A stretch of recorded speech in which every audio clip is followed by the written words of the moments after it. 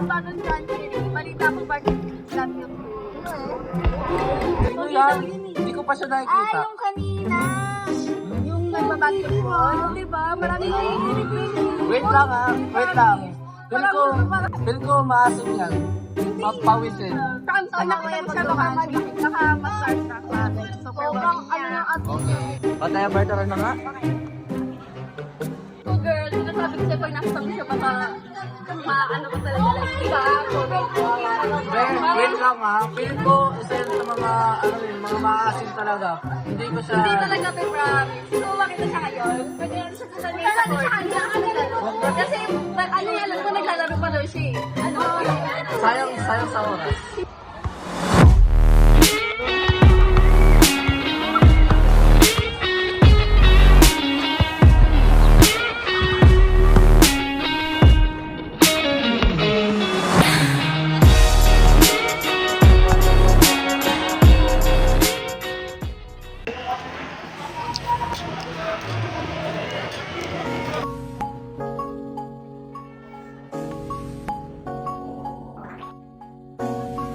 Hala, sorry.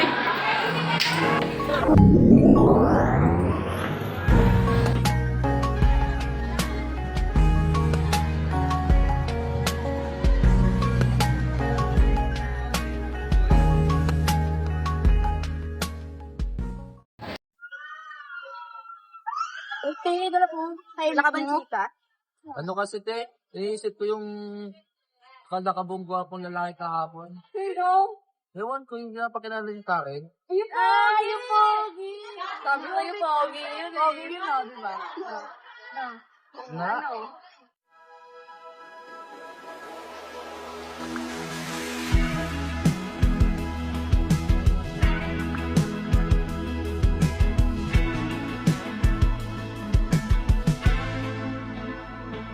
Ilang oras na ako andito. Umuwi ng Natural na pagtuturo. Ang natural na pagtuturo sa akin. sino ba naman kasi ang nakakala sa larawan ay matutulala sa likod ng tanawin. Ilang may tumatawag sa'kin. Di ko na namalayan. Pagpalapit na palang hakbang. Di ko maiwasan pagmasdan ng iyong larawan. Kahit di mo mamalayan, ikaw lang ang gustong tignan. Di ko man nasabi kahit na di maaari. Pwede ba ko manatili? Ikaw lang ang gustong pagmasdan. Akin na to. Hoy, akin na yung bag ko. Akin to eh. Di ko maiwasan pagmasdan ng iyong larawan. Kahit di mo mamalayan, ikaw lang ang gustong tignan. Okay, kinikilig ako sobra. Kailan lang?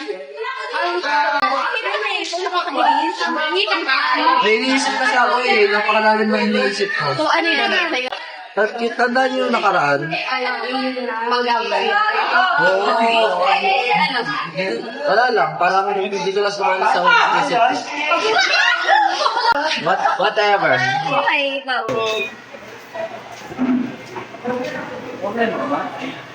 Wala. May iniisip lang ako. Hirap ng bata eh. Tulungan na kita. Ang hirap kasi ng pinapagawa sa amin. Kamusta ako dyan eh. So, tulungan na. Sige. Okay, Ganito lang kasi. Dali lang. Basic. Okay, gets ko na ngayon.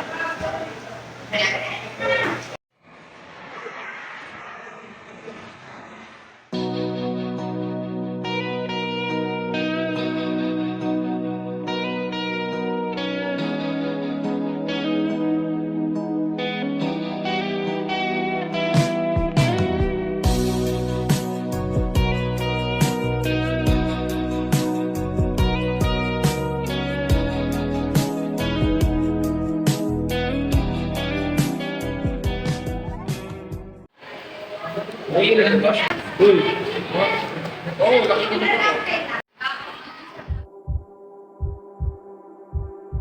Be, bigyan mo ako advice. Bakit? Ano meron? May nagugustuhan kasi ako eh. Don't tell me si, ano no, yung pogi, no? Basta mamaya, nabigyan mo muna ako advice. Bakit? Ano ba nangyari? Ano, bigyan mo ako advice. Paano ko i-approach yung nagugustuhan ko. O dali lang yun. Ito gawin mo. Una, magsabi ka sa kanya ng like, maging tapat ka sa kanya. Like, kunyari, pwede naman kayo mag-usap in person, ano kayo, mag-know each other, gano'n. Tapos, ayun, magsabi ka ng mga hobbies mo. Hindi ba ma-awkward? Like, hindi siya ma-awkward sa isa't isa? I mean, kung tutusin, kilalanin mo muna isang taong nagiging gusto mo para maging komportable. Like, ano kayo, maging dapat first kayo, ganyan. Tapos, parang dati lang, nire-rate namin sa'yo, tapos ngayon. Marami na kasi kami interaction ngayon eh.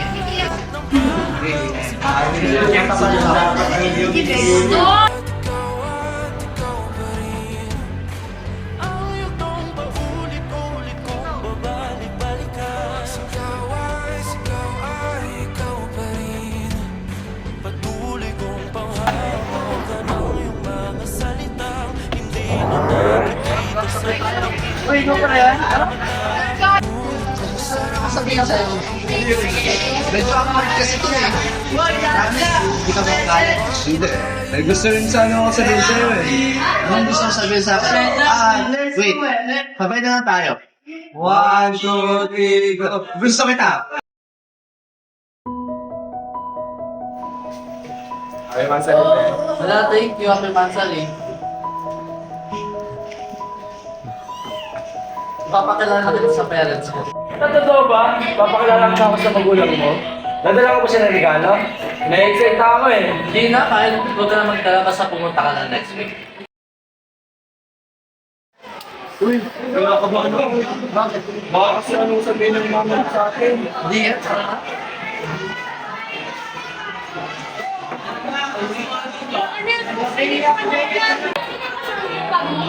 Pasok po muna tayo man. Bago. So tayo.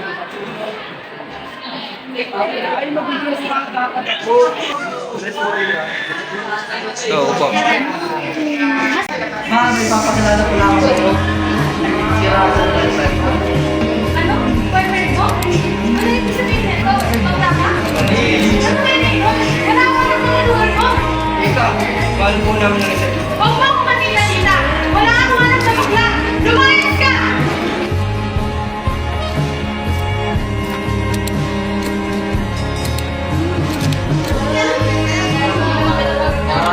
Sorry ma. Gawin ka pa ba? Malakatas na din namin sa isa eh. Alam ko naman yun na nagdala lang ako na kaya ano, pinagawa ko sa mga